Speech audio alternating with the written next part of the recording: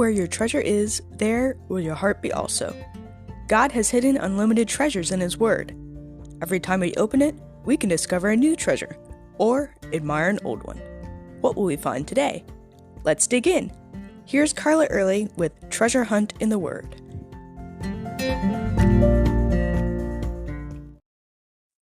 When my kids were young, I prayed fervently that they would become good friends and be able to do things together in harmony. Yet strife filled our house most days. But at some point in their growing up years, one or both of them learned humility and submissiveness and to look out for each other instead of fighting against each other. As they became close friends, they began working together and have become a blessing to my heart.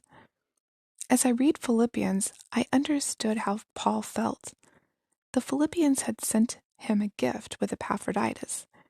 You know how people are when they know that you're going through a rough time. They tell you, please let me know what I can do to help. Paul basically says, you want to know how to help me while I'm in prison? Here's what you can do. He says, conduct yourselves in a manner worthy of the gospel of Christ, so that whether I come and see you or am absent, I will hear that you are standing firm in one spirit, with one mind, striving together for the faith of the gospel. A few verses later, he adds, make my joy complete by being of the same mind, maintaining the same love, united in spirit, intent on one purpose. As I read that verse, I thought, Paul, how many ways can you say be unified in different words? As it turned out, Paul was even more creative than I thought.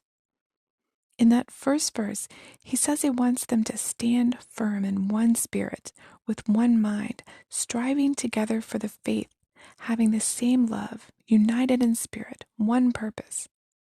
7 different ways to say be unified, all of them with a slightly different nuance of meaning. The first one, being of one spirit, means to be connected together spiritually. We all have a body, soul, and spirit. The spirit, the rational part of us that can understand and connect with God and eternal things. Being in one spirit means we all need to be on the same page spiritually. Then, being of one mind talks about our soul, our feelings and desires knit together. Then striving together is like a team of people in a game of tug of war, pulling together, working together, everyone doing the work without letting up. Only, this isn't a game. Being of the same mind uses a different word in Greek than the previous verse. It means having the same goal, the same perspective. Not agreeing with each other on everything, but submitting to each other to work toward the same outcome. Having the same love uses that word agape, the kind of love that God has. So if we are to grow in unity, we should grow in love for one another, for God, and for the world. Remember what Jesus said? By this all will know that you are my disciples, if you have love for one another. United in spirit was the most creative way Paul expresses unity here. It's actually a word that they think he must have coined himself because it isn't found anywhere else in the New Testament or in ancient Greek writings. It's a compound word, meaning knit together in unity. We're all partners in a shared relationship with God, and we should have the same priorities.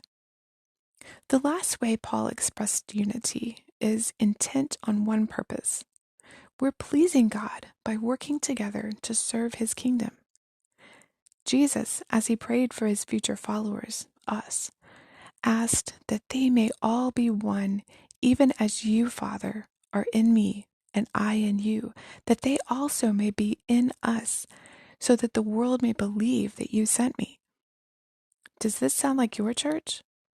How can each of us join in together to make our congregation, or even all of Christianity, more unified? You can contact us at treasurehuntintheword@gmail.com. Also, if you'd like to share a treasure God has given you by doing an episode, please contact us. You can listen to other episodes on our website, which you'll find in the description below. Thanks for listening, and remember, where your treasure is, there will your heart be also.